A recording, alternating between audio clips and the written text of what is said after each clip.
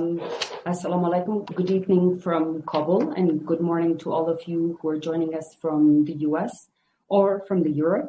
It's my pleasure to welcome you all to this webinar titled Re-examining the History from Afghan Women's Perspective as part of the second annual History Week, which is organized by Insan Institution in collaboration with Kokar History Foundation, the American Institution for Afghanistan Studies, and Ministry of Information and Culture.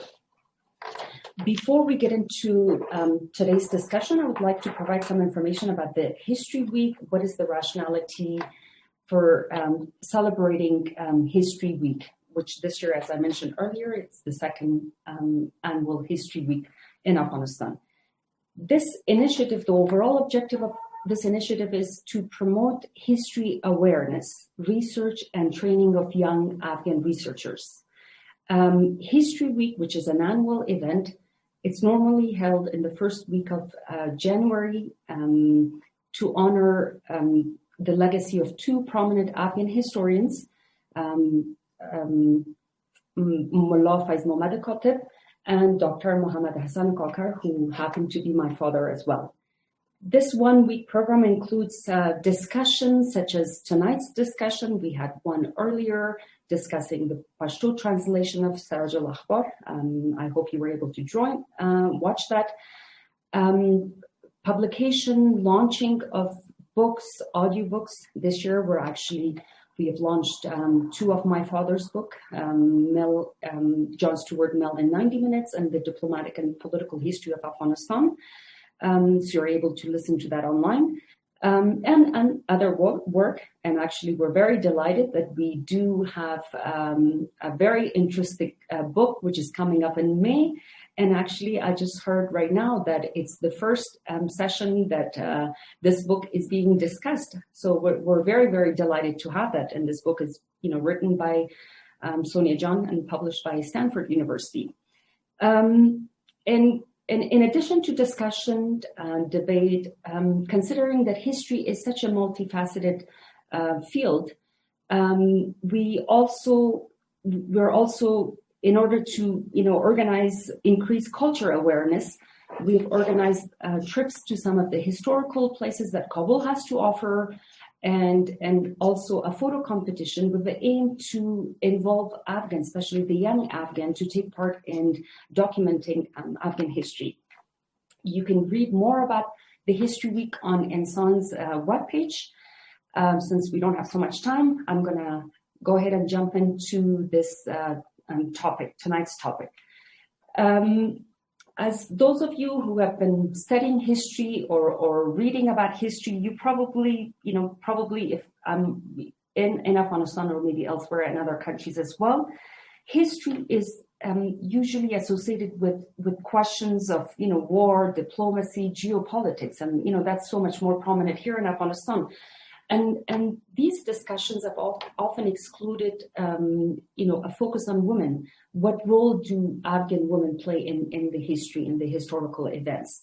So it was with that, frame of mind that we wanted to be able to capture an analysis of how Afghan history captures women's stories in these historical events.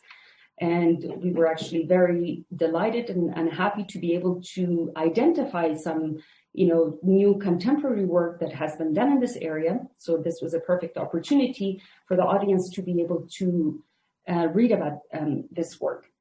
And also, if we look at the Afghan history, both the, traditional oral history, we do have a lot of Afghan women figures who have played prominent roles, and regular Afghans are familiar with some of these names. If I mention some of those names, Gauhar Shah Begum, who was a renowned political figures. Actually, I'm heading a consultancy firm called Apama, and actually Apama was one of the prominent Afghan women from such a long time ago, which I didn't know about it either. Or we do have poets such as Rabi Balkhi, who was a royal poet in the 9th century. And most recently, if we look at, the Soraya Tarzi's involvement in promotion of women's rights, especially with literacy and access to education. these are some of the names, but actually there are so many other names that, I'm pretty sure their names haven't been actually documented, but they have played a role in shaping the Afghan history. So in that mindset, we have organized this discussion, as mentioned earlier, that we will be able to showcase some of the contemporary history focus on women. And we're very, very delighted to have a very dynamic young scholars, all three of them scholars who have researched in Afghanistan, who are based in Afghanistan, affiliated with research institutions, focusing on Afghan women. One thing I must admit that our topics are covering, different time periods. We're going to be discussing Queen Soraya's role in Afghan history, and then more recently looking at some of the reforms, development reforms that have been taking place, and as a result of those reforms, women have been shaped into a new role, and that work will be also discussed. So any further delays, I would like to present to you our first panelist. I will actually start with Dr. Orzala Nemat, who is joining us from London right now, but she's actually based in Afghanistan. Probably many of you know her. She's an Afghan scholar and also the director of Afghanistan Research and Evaluation Unit. ARU is one of the prestigious think tank organization based here in Afghanistan and very well ranked in the region. And the credit goes to Dr. Nemat for her hard work and her team. Dr. Orzala got her PhD from SOAS from SOAS University of London in Law and Political Science. And she's not just an academic, she's also been very involved in civil society. She actually established the Women and Youth Leadership Center in 2012. But even prior to that, during the Taliban period, she has taken, many risks, and she was involved in the underground literacy and health education program for women. So she brings with her a lot of experiences, both theoretical as well as practical examples about women's rights and women empowerment. We're so delighted to have her with us here today. And Orzala, considering that Afghanistan's Research and Evaluation Unit is a prominent think tank that was established post-Taliban in Afghanistan with different research agenda, and one of their thematic area is gender. So they have been actually, throughout these years, they've been able to cover different dimensions of women empowerment, women access to market, women and health, women and education. The agenda has been broad. So this is a great opportunity for us to hear from her, discuss some of the work that ARU has been doing. In addition to that, the question that I would like to, or her intervention would actually focus on, what are some of the challenges for think tanks to be actually documenting women's role? Because as a think tank, as you would all probably know, that one, if I may capture it correctly, the reason why ARU was established was to assist with the development intervention in Afghanistan. So what are the priorities for women agenda for think tanks such as ARU, and how effective their work could be for documenting Afghan women's role? So Orzala Jan will be covering these two topics in her talk. Thank you. Thank you very much, Khwaga Jan. Good evening and good morning, everyone. It's a great honor to be part of this distinguished initiative by Cocker Foundation and Cocker History Foundation and Insan Foundation. I would like to extend my congratulations to all the organizers for bringing together such an excellent team of people. I've seen the whole of the program, and despite my really sincere wishes to join them, I couldn't because of other work and responsibilities, but I'm making a promise to myself to listen to the recorded videos as they are published. This is the advantage of virtual work now. We at least have the records with us.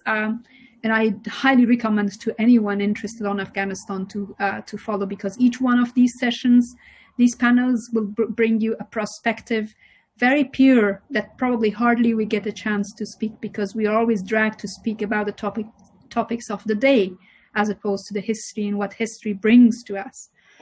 As Khwaga has set the scene, so probably I should start my number of points focusing on the challenges that we have.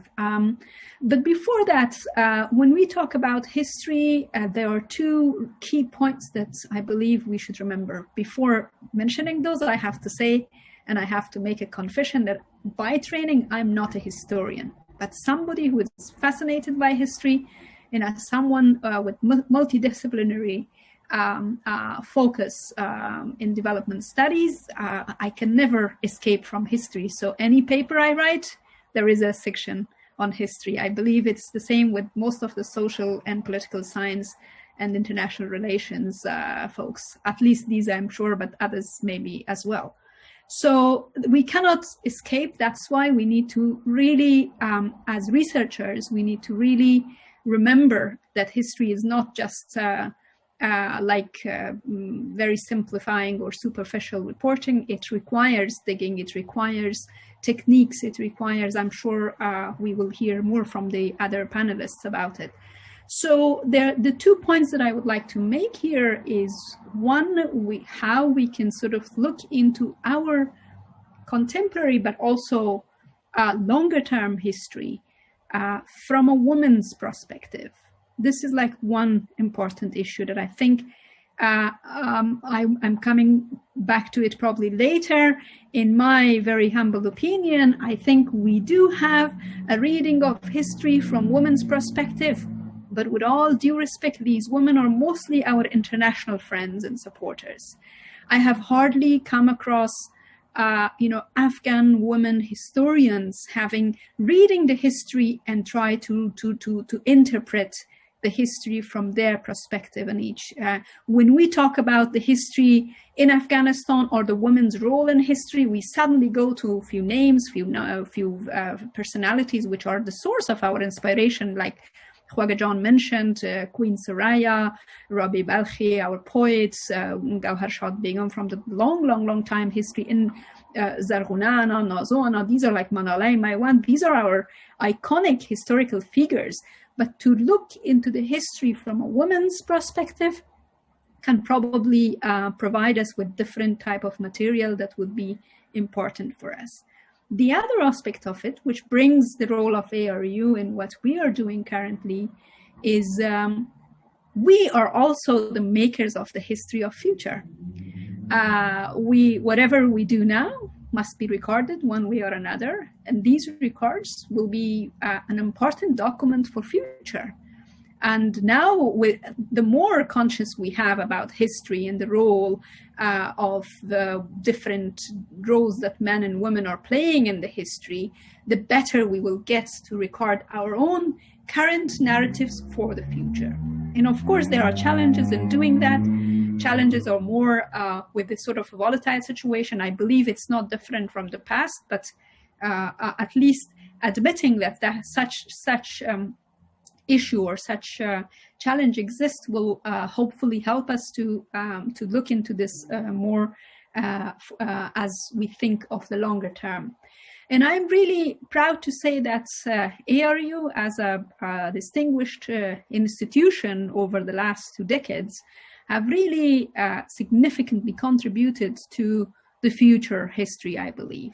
At least for myself, as a student of development studies, when I was doing my master's degree and also during my PhD research, ARU became the first, and I'm not saying that as its director now, but of course, I mean, people listening to this and are familiar with ARU's work will probably agree with me that it became the first, unfortunately, in times, the only source of field evidence-based research that is done scholarly, that could be cited, that could be used in an academic setting.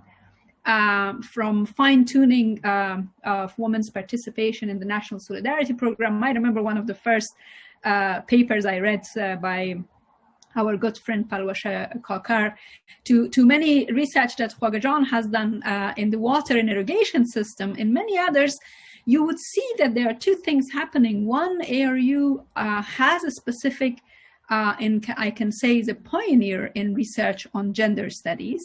But secondly, when we do research in different thematic areas, we've tried and we've struggled to the extent possible to make sure to address the question of how different research topics are affecting women and men differently, at least to contribute in this small way to future when students or scholars or researchers are looking for these, that they could make a good use of it. So I think in that way, for ARU, there are two ways that we look at it. We have specific women-focused research, but we also make sure that our research in natural resources management and governance and political economy and constitutional research and legal research and livelihoods and social protection topics, we also address issues that are related to gender. This is our way of sort of looking at it. Now, sorry that if I may jump a little bit, I don't know how much time I have. Maybe I have another few minutes. Yes, Ursula Jan, you do have time. Yes. Thank you. I just don't want to be like cruel to other people's timing.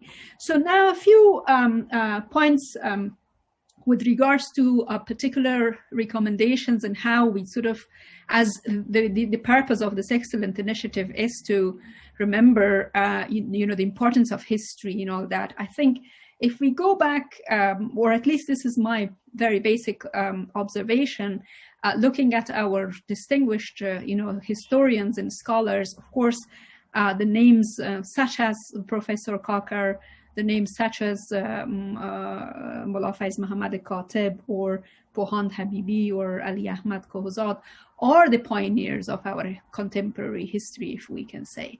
Ghulam Muhammad Ghubar, we cannot forget, I believe his books on the history of Afghanistan has been the main guidance and teaching material for us, being the generation of war and volatiles and very contradicting narratives. Ghubar's history has made a huge difference for us. Similarly, Professor Khatib's work is also important in the sense that, at least for me, focusing more on local governance, this was a contribution I found unique in the sense that you could feel that there is quite a significant level of balance for an Afghan scholar being alive and not being biased. I'm sorry that I'm saying it in this way, but this is really something most remarkable looking at the history. And similarly, the ways in which our pioneers of history in Afghanistan have addressed different issues about the diversity being our strength and not the point of our division. I think these are things that deserves more recognition, deserves further research into their work. So I'm taking this opportunity and this platform's use this platform for carrying this message mostly to the students of history across the world, actually, who are interested in Afghanistan, to go back and focus on these pioneers of our history. Read their work and critique their work, but also review their work in the sense of reading it with a new perspective, with today's perspective, and what can we learn from it? Because as we all know, interpretation is very different in its contextual, in time and place. You can have different interpretation of the same material that you read, and it can open new ways of thinking. It opens new ways of questioning issues. With this, for example, when we look at different phases of history, as we said, one other final point that I wanted to make was also regarding why longer term history is important. I remember in a conversation with current president, maybe last year, we were talking about the idea of a women's history museum. There are excellent activists in Afghanistan now trying to work on that project. And we had this conversation with President Ghani, who was mentioning this, and I think it's really an important point, and this important point requires further, research and further ways to look at it, is this sort of period of silence in the longer term history of this region, since it is called Afghanistan, but we know the geographical region existed prior to Afghanistan as well. From a place where women had much more prominent roles in the leadership, in being articulated, in being undeniable in terms of their roles, to a period of gradually disappearing from the books, from the history, and so forth. And I think these are significant gaps in our historical scholarship work. And I hope that those interested in this subject listening to this will take advantage of these discussions and think of their plans working on it. In terms of sources for this, I think we are very happy that in Afghanistan we have some incredible sources. I think the Cocker History Foundation have done an excellent job, at least gathering one scholar's amazing, life record of publications and books and papers and translations. Similarly, like looking at least surfing on the internet, you can see that there are other distinguished scholars' work as well done this. Sadly, mostly it's the families that are taking care of it, but it has to be like a national obligation on all of us, particularly from the discipline ourselves to sort of look into it in support these initiatives. And at the same time, our archives and the region's archives are all there with plenty of material. So I end it up there and hope to have more opportunities later on after listening to other distinguished panelists. Thank you very much, Khwaja John. Thank you everyone for listening. Thank you very much for this useful information. I have a couple of questions, but I'll hold on to them until the last part of the discussion. So next, it's my honor to introduce Dr. Sonia Ahsan Termizi. And actually, as I mentioned earlier, she's the author of a forthcoming book. And actually, this is the first time that she is going to be speaking about her book here, a book that has focused on Afghan women. So I think this is the right platform to be, in a way, discussing it as well. Before she actually talks about her work and research in Afghanistan, let me introduce her to the audience. She is currently a lecturer at Columbia University, teaches courses in the Department of Anthropology and Middle Eastern Studies. Her forthcoming book, which is published by Stanford University, is called Pious Preferis, Runaway Women in Post-Taliban Afghanistan.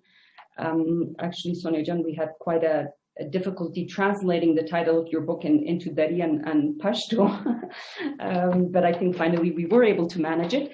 Her work is, this book actually is based on her groundbreaking fieldwork at Women's Shelter here in Afghanistan, Khane Aman, and as far as I know, Khane Aman, there has been papers written, and even anecdotally, actually, even among Afghan women, there's a certain perception about Khane Aman. So for me, I was very, very delighted to read about this book, and very amazed about the different resources that you've actually used to analyze how women perceive, honor, and when as a result of, if I may call it a new reform, a protection house for women, how is it, how do they find themselves in these places in terms of their honor, connection with Pashtunwali and Islam? Some very heavy topics that have been discussed in this book, which makes it, and also I discovered that you talk about Landai, about the poetry, the language, so many different issues that are being discussed in this book.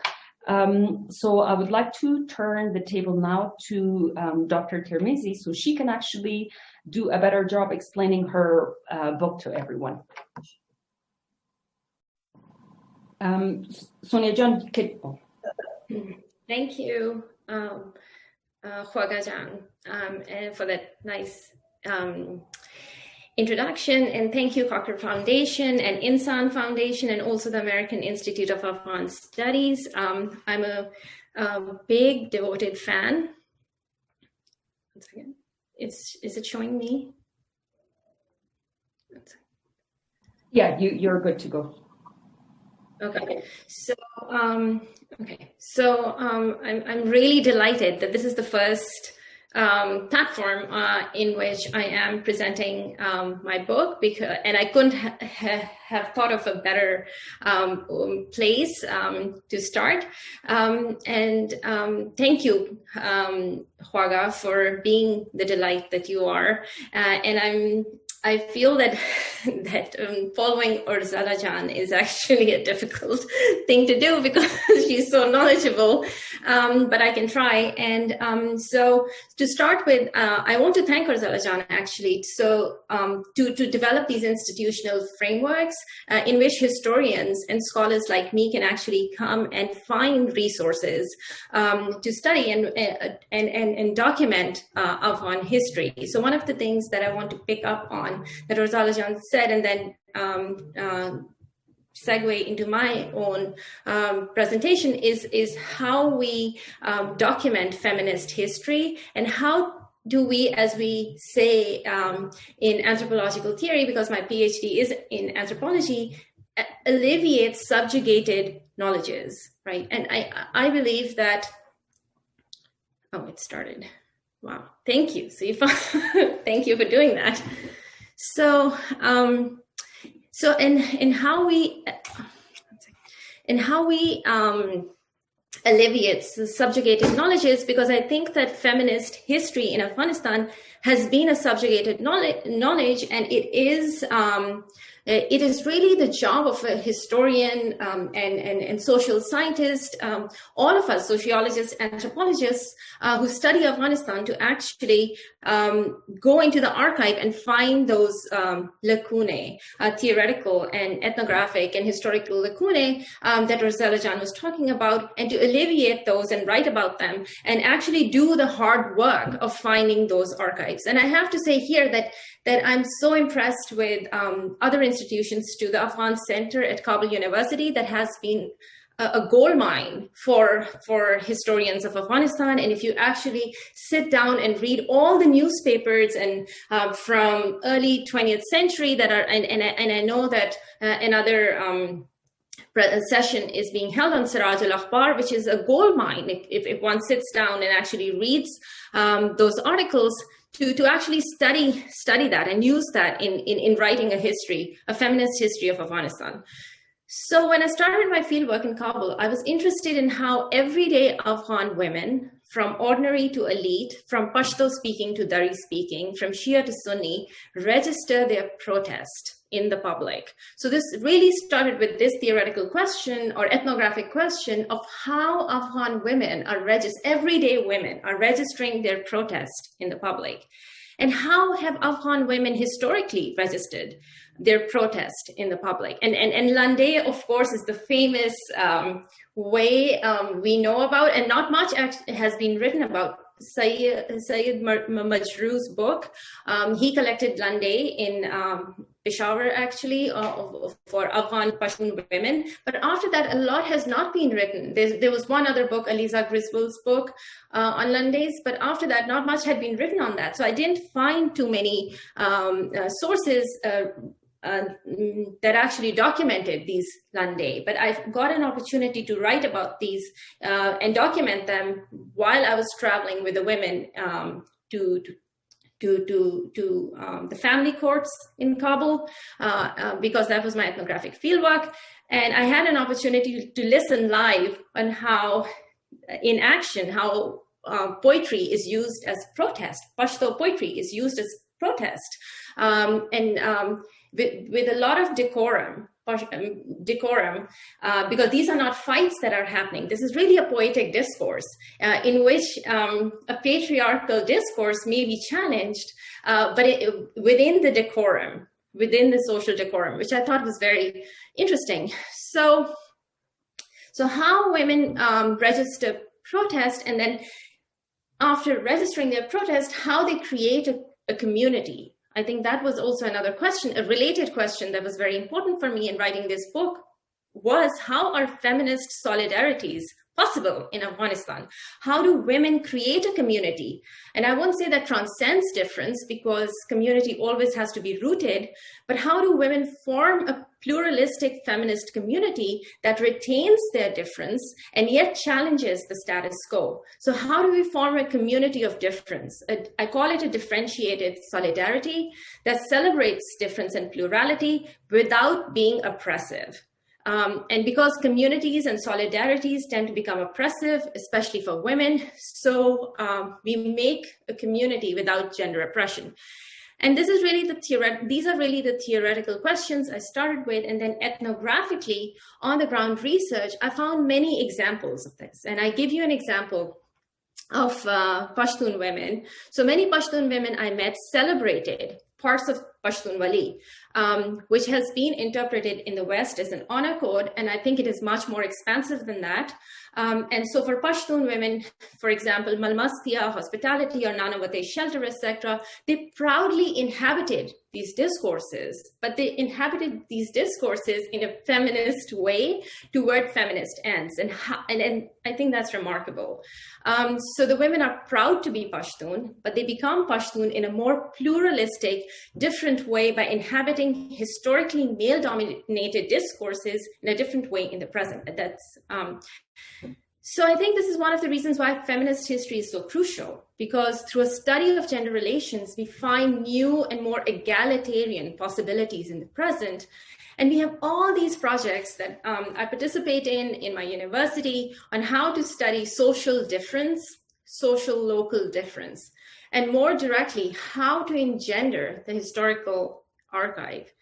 And why are we engendering the archive? I have an article that is called Engendering the Taliban. And so can we really engender the Taliban? Can we engender the historical archive? What does that mean? Why are we engendering the archive? Is to look at alternative ways of reading history so that we are not bound by the past, but rather we need a renewed and feminist rereading of male-dominated discourses or Islamic knowledges to create new futures. So how we frame the question of feminism in Afghanistan, historically Pashtun Wali or honor or Namus was at the center of how Afghanistan was seen in the West. That was always the conceptual lens. And I think honor in some ways has explanatory and analytical potential, and I start with that, but in some ways, I think it also becomes limiting. So how do we expand on this notion and take in different forms of being? And so this is keeping honor relevant, because it is relevant to the lives of many Afghan and Afghan women too, but to create new spaces of analysis that expand the way we study gender and feminism beyond honor. So when I was doing my fieldwork and also studying all these theoretical works during my PhD, I started reading more and more about taqwa or piety. And this was being studied and inhabited by more and more Muslim women across the globe, not just in Afghanistan, but across the globe. So, of course, I grew up as a Muslim woman, and I was very aware already of what it means to be a pious Muslim woman. So my conceptual architecture for the book started developing through groundbreaking works on piety and feminism and Islam. By the way, the first ever paper that I read was by Falwasha Kakar on Pashtun Wali and gender, and I cannot find that paper, and I have to ask you, Khwaga-Jan, that you have to find me that fabulous paper. It was online, and then I couldn't find it anymore, but it was published maybe in 2005, 2006, a fabulous paper by Falwasha Kakar. It was called Gender in Pashtun Wali. And I was very disappointed that did not turn into a book, but it had a fantastic analysis of all the different portions of Pashtun Wali and then how they related to gender. So those were the things that I was reading. And then also across transnationally, Lara Deeb's fantastic work on the enchanted modern in Lebanon, Laila Bulakhud's work on Bedouins in Egypt, and Sabah Mahmood's work on piety, Dawa movements in central Cairo. All of these works on different Sunni and Shia women on alternative forms of becoming feminist and modern is what influenced my work. So I'm influenced by, for example, Saba Mahmood's work on piety, because she engages in a conversation with Western feminism and shows the limitation of Western feminism in the studying of Muslim women. So all of these work, Laila Abu Lakhud's famous work, Do Muslim Women Need Saving, actually challenges and dismantles these savior frameworks that originate in Western conceptual and theoretical works that has the savior discourse and shows that that's not helpful in studying Muslim women, and I use some of that theoretical frameworks in studying Afghanistan to show that as Urzala Jan said, that the theory and the concepts have to originate from within Afghanistan. They cannot be simply imposed from the outside. And this has been starting to successfully happen, but recently. So my fieldwork at a women's shelter in Kabul, mostly with runaway women. And for most of the cases, women have to move through the family court system in Kabul. And I saw the interaction of the state, family law, and then different forms of juridical knowledge that pertain to women. And I started noticing when I was traveling with the women through the family courts, the vocabulary that women were using to describe violence or their protest is not captured through the legal and human rights apparatuses on gender violence. So the vocabulary that Afghan women use to describe their suffering is deeply embedded within historical texts that shape the notion of pious womanhood in Afghanistan. And this is something that I started seeing all through my fieldwork. And so I think it is so important because ethnographic life stories, and this is why I think ethnography is so central to good anthropological scholarship, and while also being historical at the same time, because these ethnographic life stories, they give voice to how women narrate their own subjugation rather than imposing the frameworks of liberation and freedom onto the Afghan women. I think the good ethnographic fieldwork allows us, and also here I would like to say that a good ethnographer should also be able to read Pashto, Persian. A good ethnographer of Afghanistan must have these languages. They should, at least if you cannot speak it so well, at least be able to read the archives in Pashto, Persian, also Arabic if you can, but most of the literature that I dealt with was in Pashto and Persian. These writings have to be read so that the vocabulary, the feminist vocabulary, can emerge from the Afghan women themselves, and we can learn from that. So the Afghan women that I saw, the runaway women, they definitely saw themselves as spies.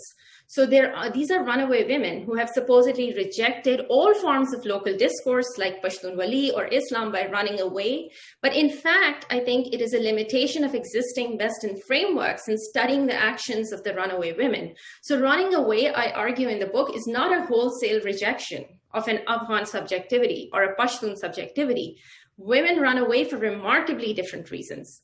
Many run away from their husbands or fathers who joined the Taliban. Others run to get divorced or to escape physical abuse.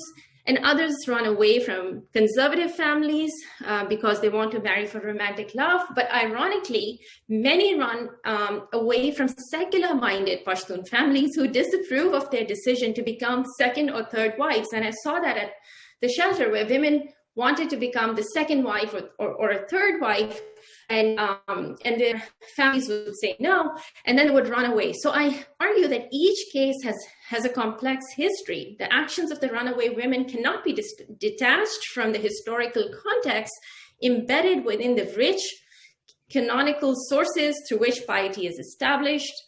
Most of the women were proficient in Quran and Hadith sources and often recited the Quran verbatim in Arabic and then translated them, these verses, spontaneously into Pashto or Dari. It's remarkable the knowledge that these women have.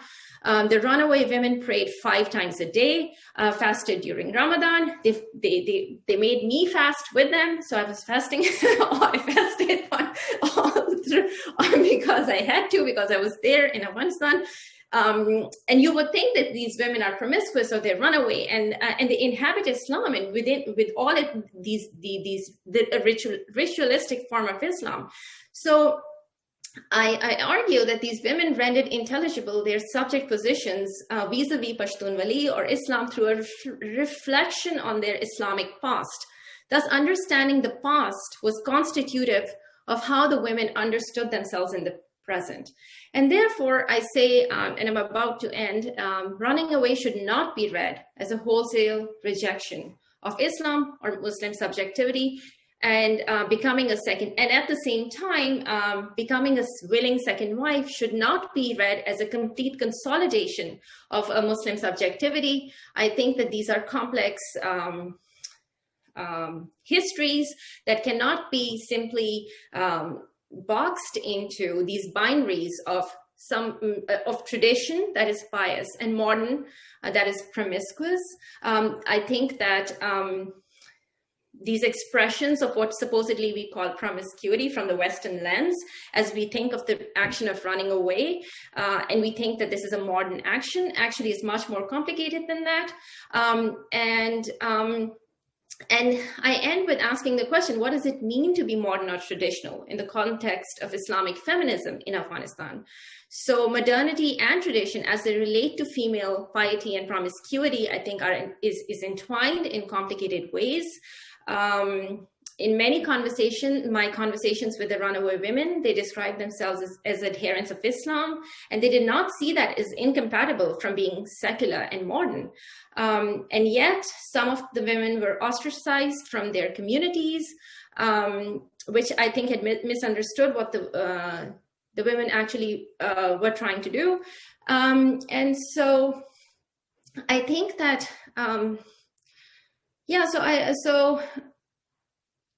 I would end this by making a plea that we expand our the conceptual architecture through which we study Afghan feminism. We try to historicize it, and we develop new categories that we have not thought about before. But these new categories do not reject the past.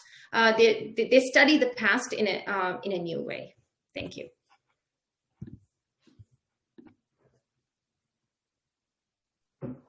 Thank you very much, Sonia Jan. A lot for us to digest. For the sake of time right now, we're going to go to the last speaker, and then we'll have an opportunity to have a discussion at the in about, like, right now it's 7:50, so I'm hoping that we'll have a discussion, open question and answer in about 15 minutes.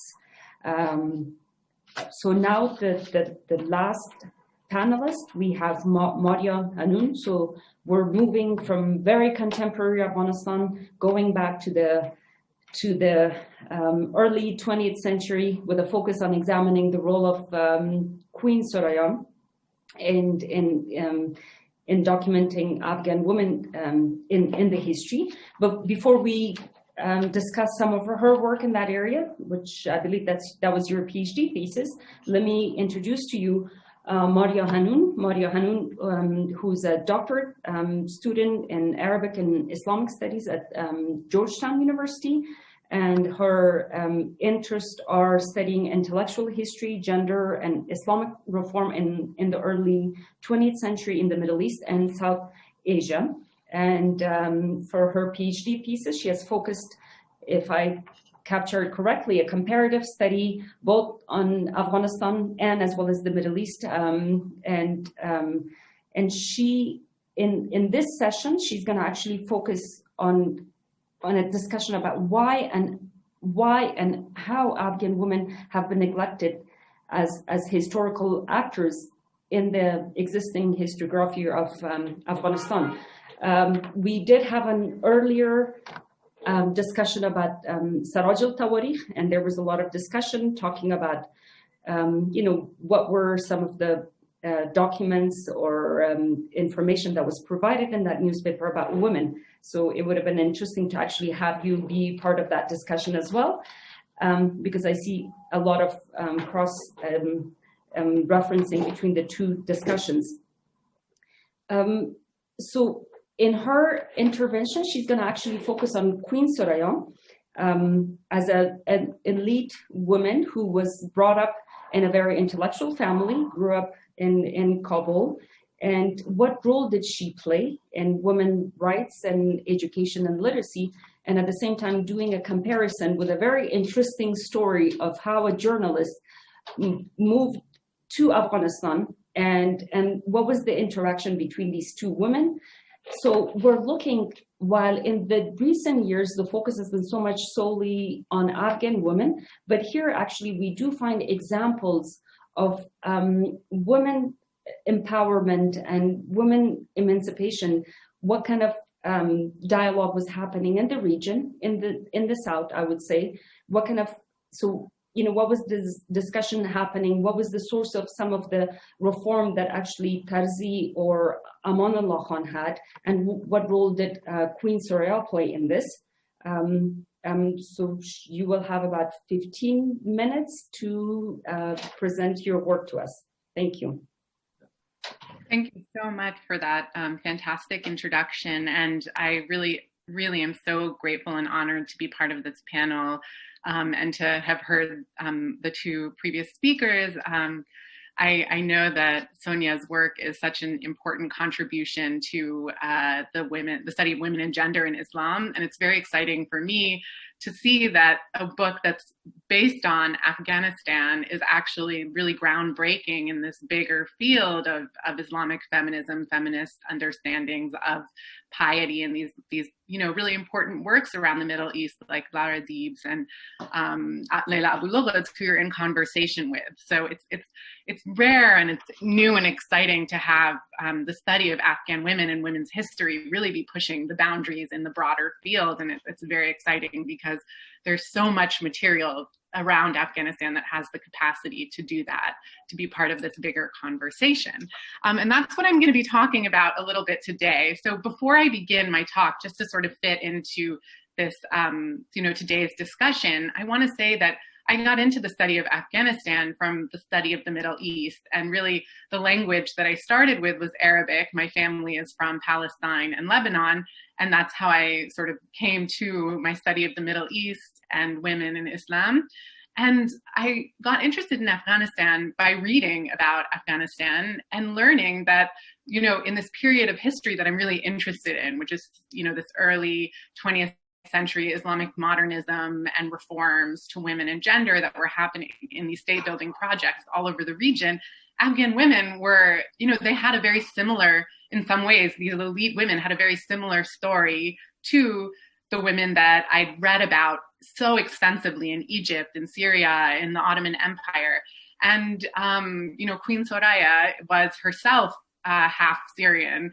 And so there's this interesting kind of trans-regional framework that these actors force us to think about. And I just want to say that to sort of keep it in mind in thinking about her own contributions. But I also want to say that that there's, beyond that, I'm not the best person to be writing Afghan women's history. And I kind of want to echo that Afghan women need to be doing this work. I have Persian, I have Dari as a reading language, but my spoken is awful. I don't know Pashto.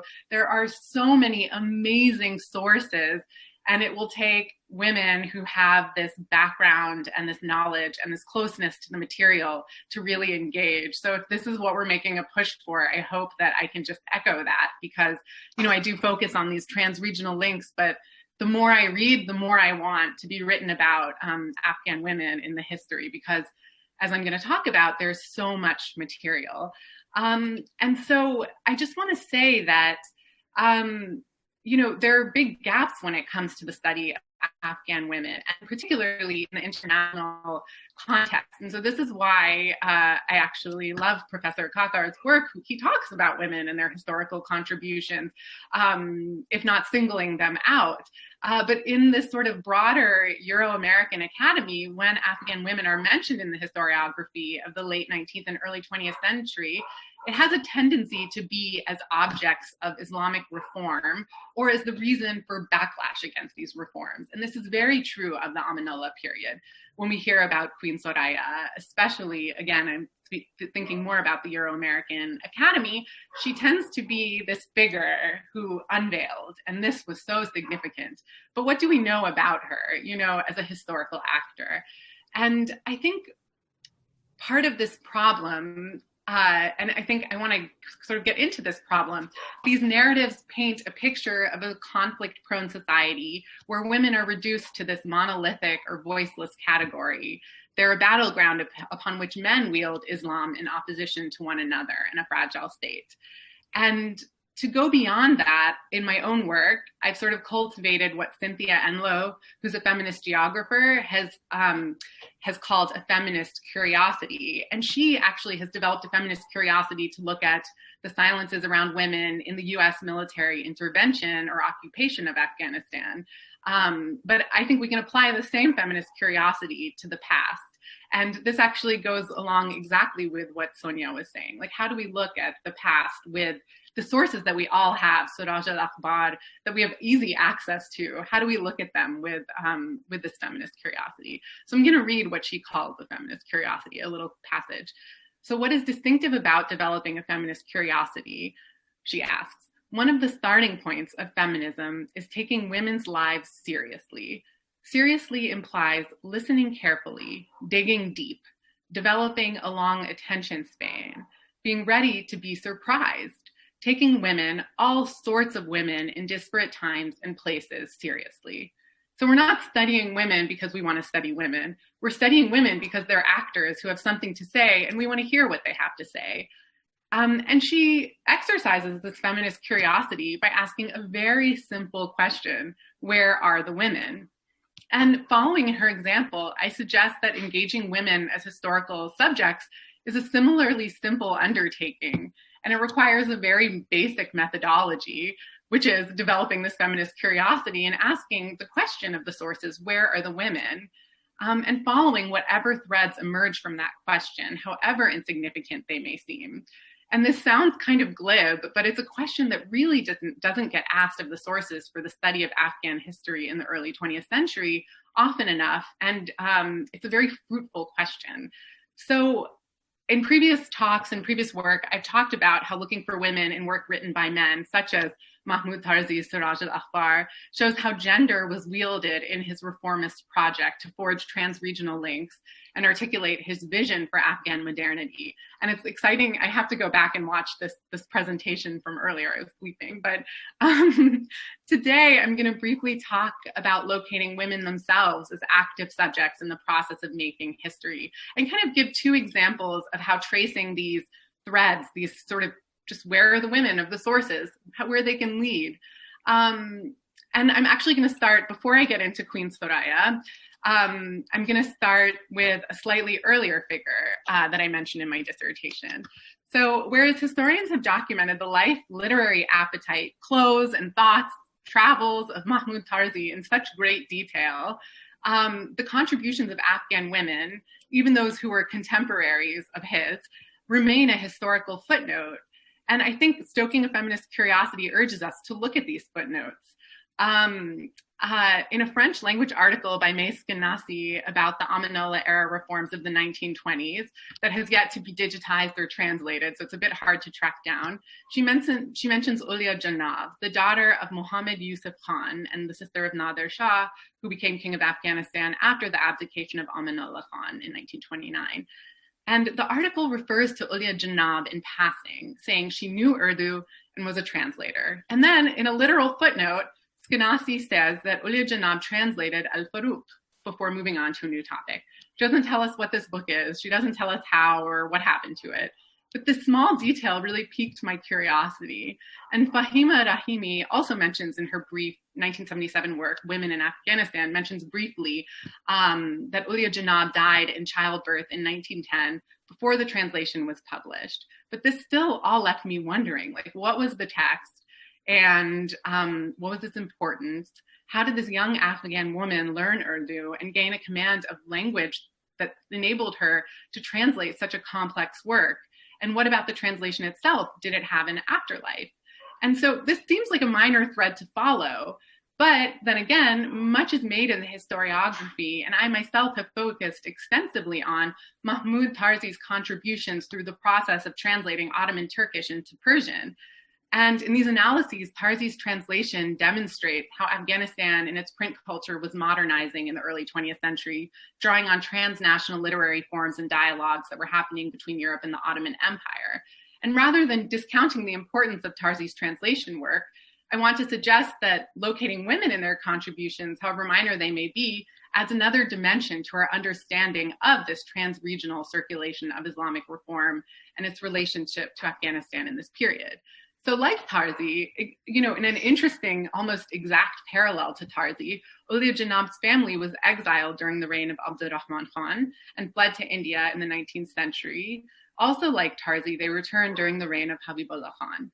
While less is known about her, we have photographs. She was dressed in Victorian dress, as many of the photographs depict in this period, perhaps reflecting the fashions in India at the time. She was a young woman. Her family boasted a long lineage and aristocratic connection to the royal household as the Musahibin. And as mentioned, her brother became the king of Afghanistan after Amanullah's overthrow. And so thus her access to language and education was that of a woman in an elite family. It's something we've seen for centuries in the context of Afghanistan. And her ability to write and have such a work in print, it was published posthumously in 1931 while her brother was in power, was entirely due to her position in the royal household. So as is evidenced, by Aisha Durrani's Diwan, which was published posthumously during the reign of Abdurrahman Khan, the ability for notable women connected to the royal household to produce and be published wasn't new or unique in Afghanistan, despite at the time the relatively small output of the press and the even smaller number of works produced by members of the royal household. And so I think this demonstrates that, elite women who were educated in their homes and certainly not publicly engaged at the time, when they had access to power, they had the ability to share and disseminate their work far beyond their homes and regionally and across time. And this is a really important thing to keep in mind. And what was novel about this particular example was the text itself. Al-Faruq was a really kind of contemporary, archivally dense work of Islamic scholarship, historical scholarship, written by Shibli Nomani, who was a prominent Hanafi Indian intellectual.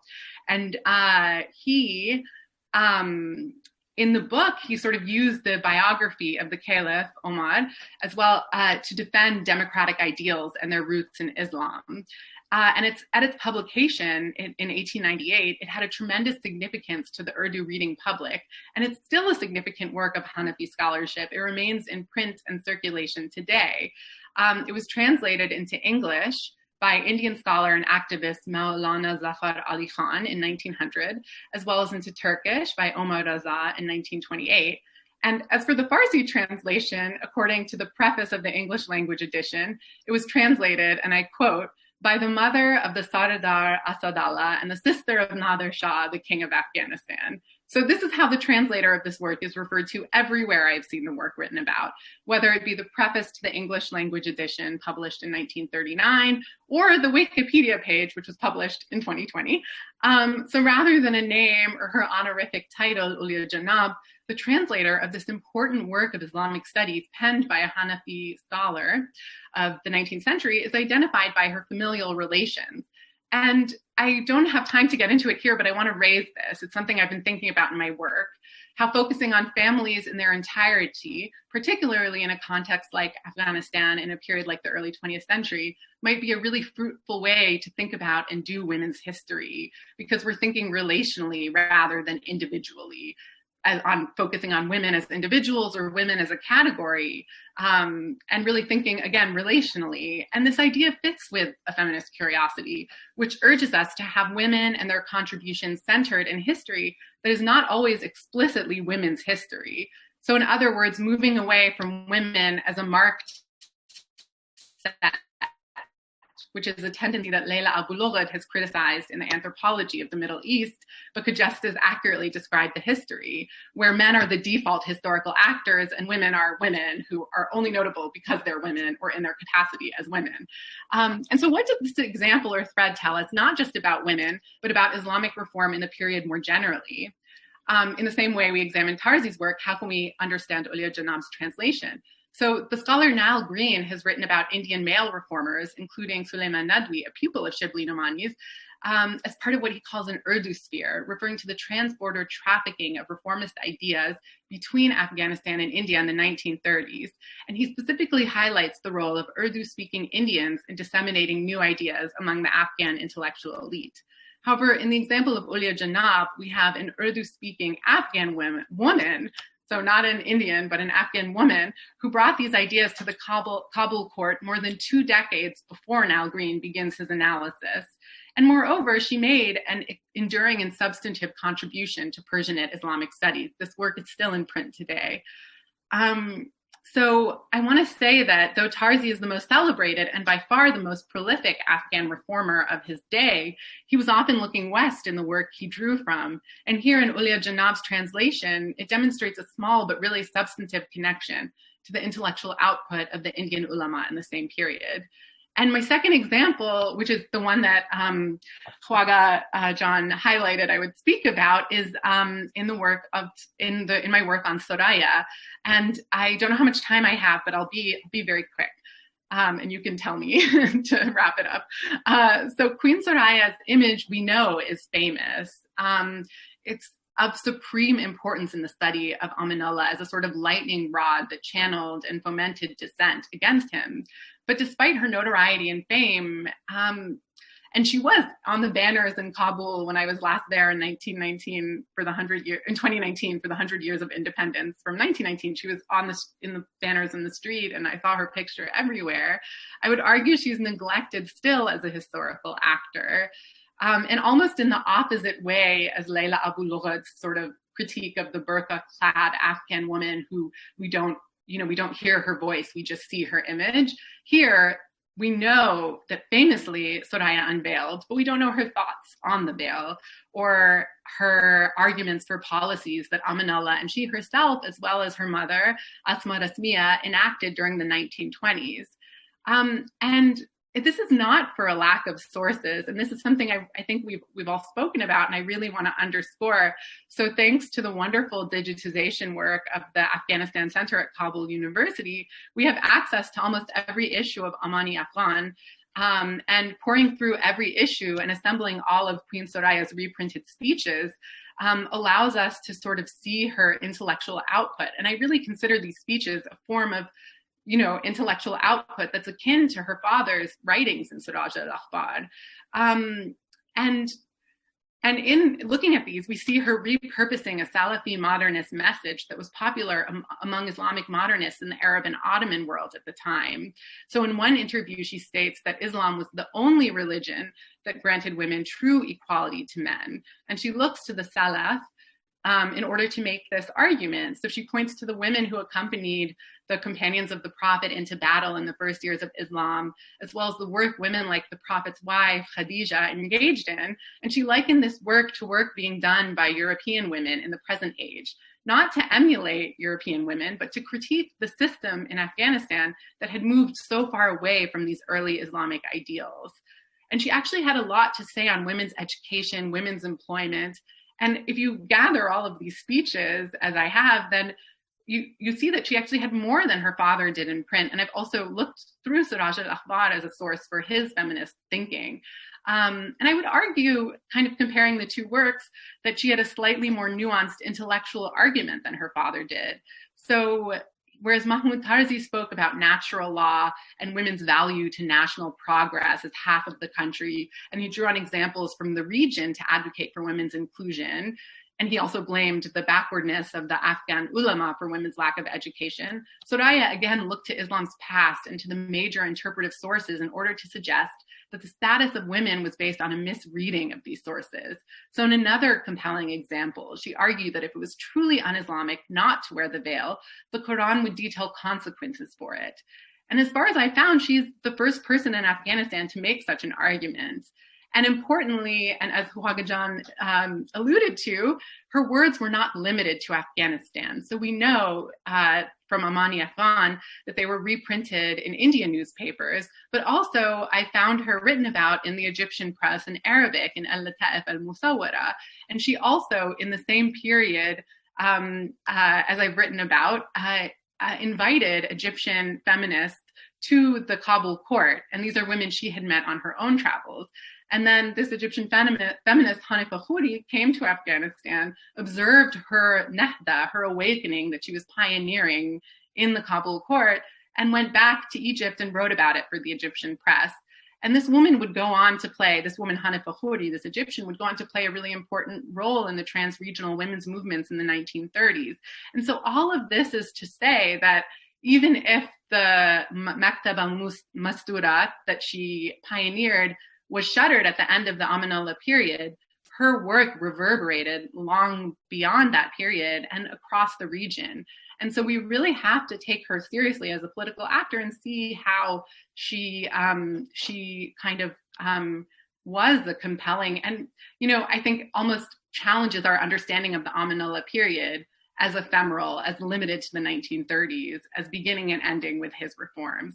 And I'll stop there and conclude by saying there are huge silences when it comes to women's history that parallel silences in other aspects of Afghan historiography. And these include rural narratives, Pashto sources, which are under-examined, especially in the sort of, again, Euro-American Academy, attention to class, questions of material history, examination of religious and ethnic minorities. However, as I have shown, there are also prominent references to women and gender in the sort of obvious sources for the study of Afghan history. Women, particularly elite women, were themselves pioneers in this early 20th century state building project, and their presence gives us a clearer idea of the intellectual and political history. And I would argue, and I hope we talk more about it, that in order to address the absence of women in the historiography and the big gaping gaps, we have to begin by opening our eyes to where they're present, very obviously. And so I encourage that, more of that. And I'll end there. And thank you. Thank you very much. So I think we have about 15 minutes, so maybe I'll post my question to you first, since you've just, presented your research work. One thing, reading through, one question that I had, you talked about accessing these, the speeches and all of that. I understand a lot of this information is available in Dari. So I wanted to ask you, so your research was basically looking at mainly a document, right? A literature review. And so how did you have to translate these documents or so? How did you access? So that's more one question about the way you conducted research. I'm not a theorist, so I'm not going to talk about the theories of feminism and so on and so forth. But I feel like now you're an expert of Queen Soraya, so I might ask a few questions about him. So one thing in your paper, you've pretty well documented how these ideas were bounced back between Afghanistan, Istanbul, in Lahore, in India. But in your assessment, the one thing was that, Queen Soraya, coming from an elite family and establishing schools and hospitals and all of that here in Kabul, how do you see her agenda for changing or lives of Afghan women or women empowerment in the province, in the rural part of the country where, the situation was, completely different? While the focus on the regional, idea of discourse and dialogue was happening, did you find any initiative such as that happening with the rural population of the country? That would be maybe one question. I have a lot of questions, but another question will be, you've talked about examples of how, women rights initiatives that started actually by Amanullah Khan here in Afghanistan, some of them were taken by, Reza Shah in Iran or by in Central Asia. But I must say that, one thing reading from Afghan history, there were huge implications of women's rights in Afghanistan for Amanullah Khan and for his government. Do you have any comparative analysis of kind of similar backlashes in these other countries or not? Thank you. Wow, those are all fantastic questions. Now I want to send you my whole dissertation so you can engage it. To begin with the research, I'll answer quickly. So I basically look at my research, and I want to emphasize that it's incomplete. So there's so much there, and it needs more eyes on it. But I sort of assemble these archives that I would say that sort of speak to women, and then go back and read the sources that we have available in Dari, looking for women and looking for comments about women. And so with the newspapers, both Siraj al-Akhbar and Amani Afghan, I've kind of scanned and it's hard for me because it's not my first language. So again, this is something that others would be poised to do so much better. But I scan them and I sort of read through every edition, and it's taken me a really long time. And then when I find an article that is interesting, I read it more carefully, and then I fully translate parts of it. So maybe a really cool project in the future would be sort of even just, and this is something I could do, is just assembling her speeches in Dari, but then translating them into English, because they deserve the attention that Tarzi's work has gotten, in my opinion. And so, but to answer your question, it really is a matter of just looking at these sources. There, in the Afghan Digital Library, there are textbooks from the period available. In the Afghan National Archives, there are documents, Ferman, Nizamnameh, and more textbooks, more materials that were printed in Kabul at the time.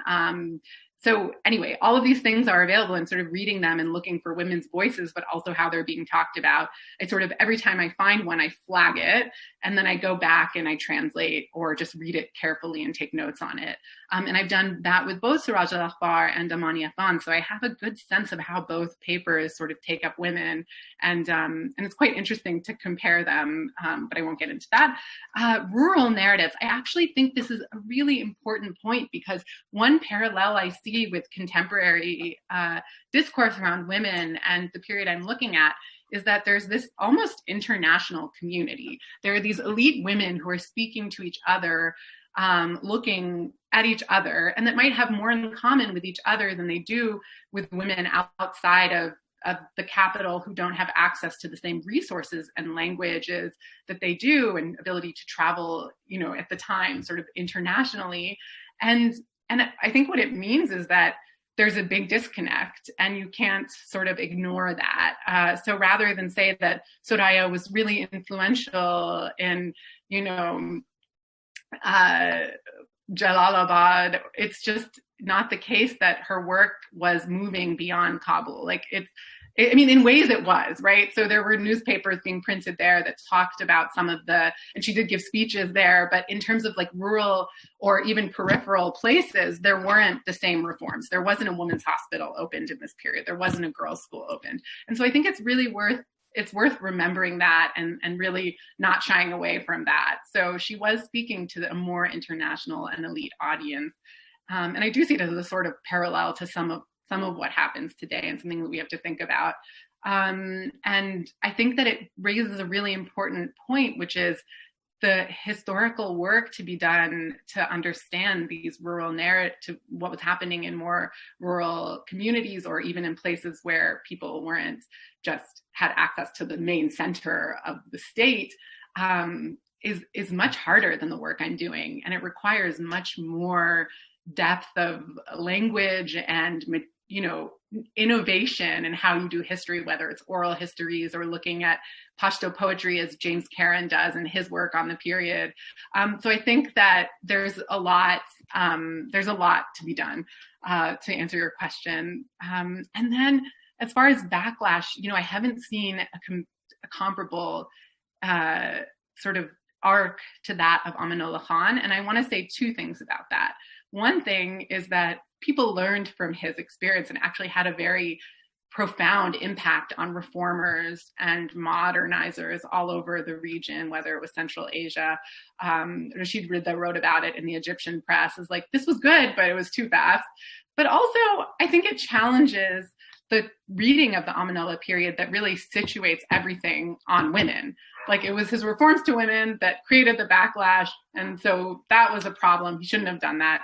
But I think that it really tells us that there was a much more complicated story. And people have gotten to this, it's in some ways like, you know, the Hashnafari draft and taxation systems, and the coffers of Kabul were empty.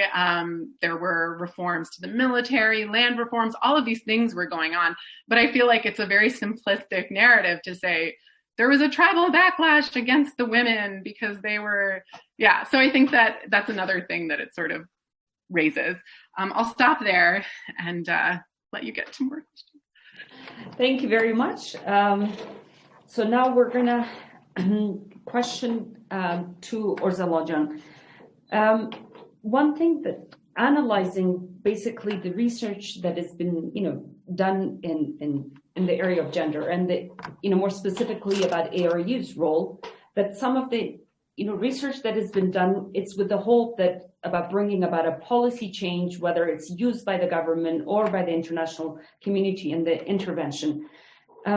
So my question, and one thing that I've noticed from my own work here, is that access to information and data is such a challenging thing. I mean, just like basic information about child mortality, health indicators, so on and so forth.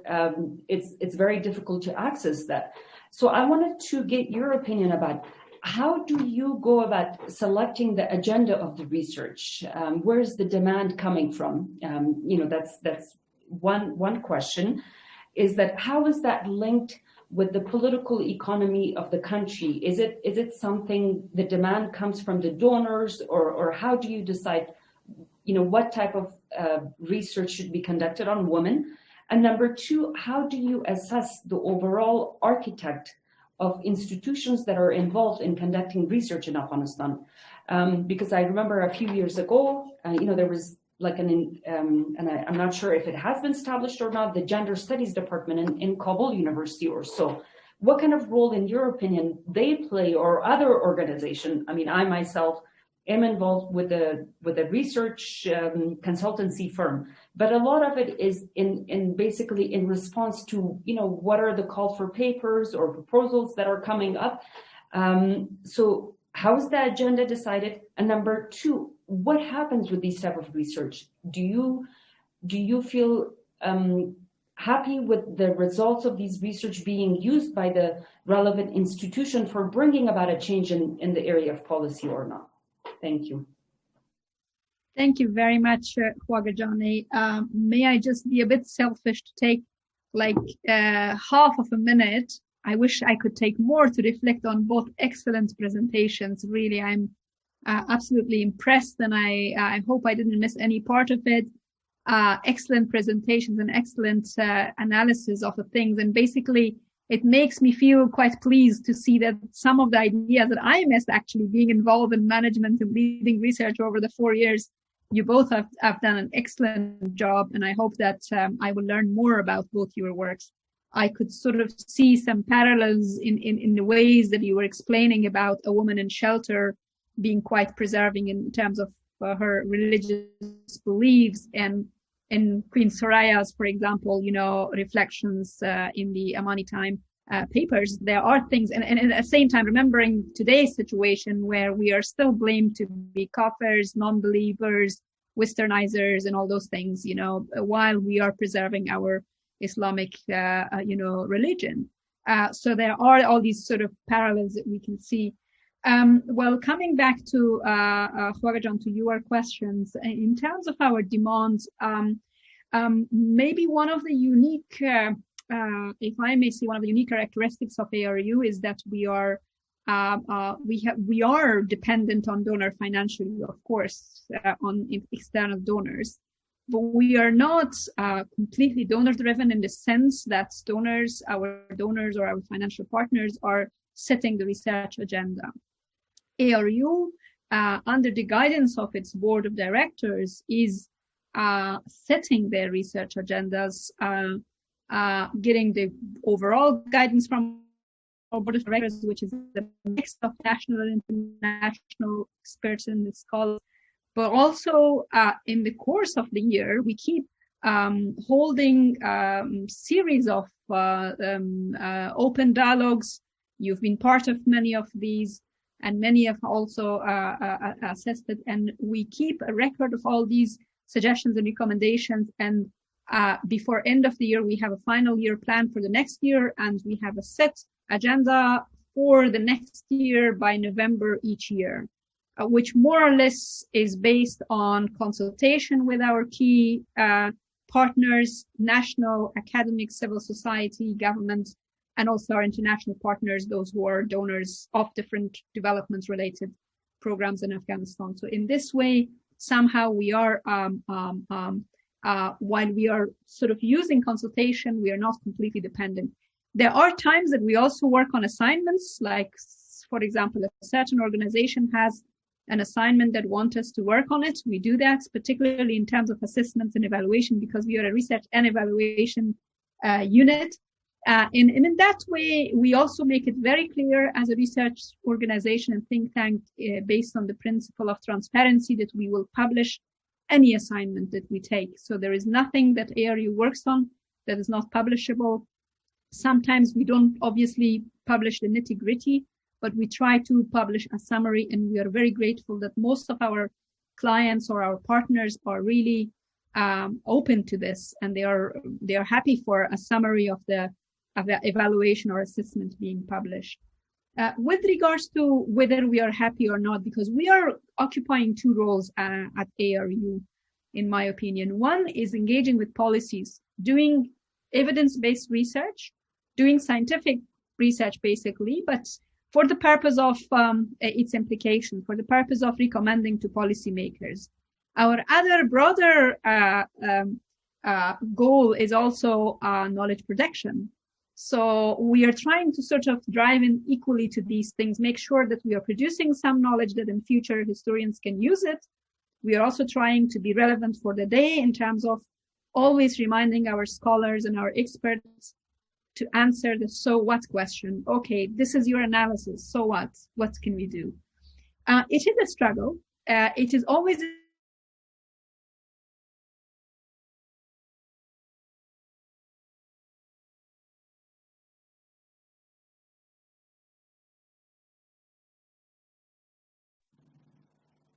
administration, the different relevant structures are active and working. We are doing quite well. I can give you a list of how our recommendations from sector to sector have been addressed, have been used actually. In other times when there is less political stability and more sort of chaotic situation governance-wise, then we are also not very proactive, and we also don't see much sort of appetite from the policymakers, from the government to sort of receive our recommendations. I have to say, as we move ahead in light of the current situation, there is a need for sort of revisiting such policy engagement, because we know that so far we have been tremendously donor driven when it comes to development. And this might not be the case as we move ahead. And this is why we have tried within our own small sort of circles to at least push more room for academia to become a bridge between the governments in the academic community when it comes to the relevant subjects where we have expertise. And in this way, we try to sort of bridge that while we save our role to produce knowledge, we also make sure that our knowledge producers, i.e. our scholars, are also making their research relevant to the extent possible to the policymakers in order to really see that change that we are sort of desiring for. I hope I answer your question. Thanks. Thank you very much, Urzela Can. I think we have time for maybe last question for Sonia Can. We really hope to have your book translated. It's very interesting, as I mentioned, like the resources that you've actually used. Seems like a lot of work, and also look forward to Maria Can publishing a book as well. So the one question that I will ask for the sake of time In the description of your book, you say that you focus on how Afghan women understand, inhabit, and interpreted a world interested in saving them, but in doing so, further oppress them. Can you elaborate a little bit on that? And then my question will be, who are these actors that you've talked about? And in the chapter description, I didn't see, the role of the donor community as one of these actors. Was that something that you encountered, their involvement in the Khane Amn or not? Thank you.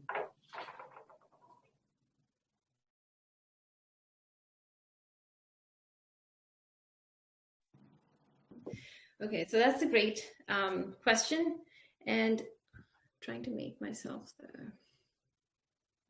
Okay, so that's a great question, and the role of donors is central to how the Khane Amn or just feminist movements in general are perceived in Afghanistan. This is what Urzala Jan was saying also, because many feminist movements get linked to being to Western notions of feminism, right? So inside Afghanistan, women are maybe asking for gender egalitarianism, and these are I say and I show that these are conversations that are happening from before for a long time, and cannot simply be linked to foreign intervention, because I would say that were Afghan women not thinking about gender equality before Western intervention? So I strongly believe that these are conversations that were happening amongst Muslim women and Afghan women before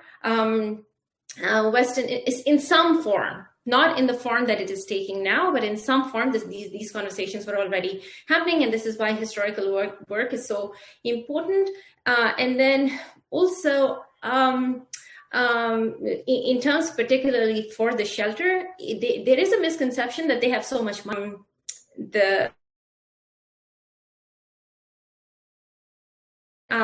Under a lot of pressure to get new and more funding. And so during my ethnographic fieldwork, often I was helping the women write drafting grant proposals, and Americans have this self-conception that, we're funding all, we're funding emancipatory politics, but the shelter was not. While I was there, the one that I was at was not funded directly by the Americans. There are other shelters that are, but this one was not, and it was funded by a country in South Asia, another country, Sri Lanka. I think the Colombo Plan was funding it, but funding was always falling apart. So a large part was not just going to do court cases, but asking for funding, and then at the same time being seen as infidels or being seen as influenced from the outside. So I thought that was a very interesting paradox. And then in terms of oppression that you asked me the question, I use it more theoretically, because this is a question of silences, as Maria Jan was saying, in the archive. And so what I'm trying to say there is that a lot is written. There's a proliferation of discourse on Afghan women, right? There is just so much stuff that comes out every other day. You see an article in the New York Times or Time magazine. There's a lot of discourse. Even you see on the cover of some of these major international newspapers. And here, what you said, particularly, I was thinking of a Time magazine cover that was of an Afghan woman, and her nose is cut off. And often when I was in Afghanistan, they said that this is not how we see ourselves. And yes, oppression happens, but putting that on the cover of Time magazine, is that really, how does that alleviate subjugated knowledges? How does that alleviate the subjugation, rather than just perpetuating it, right? So those are so how we think of, so I'm really interested in the conceptual and theoretical apparatuses that we use to study Afghan women, and how we can expand those beyond just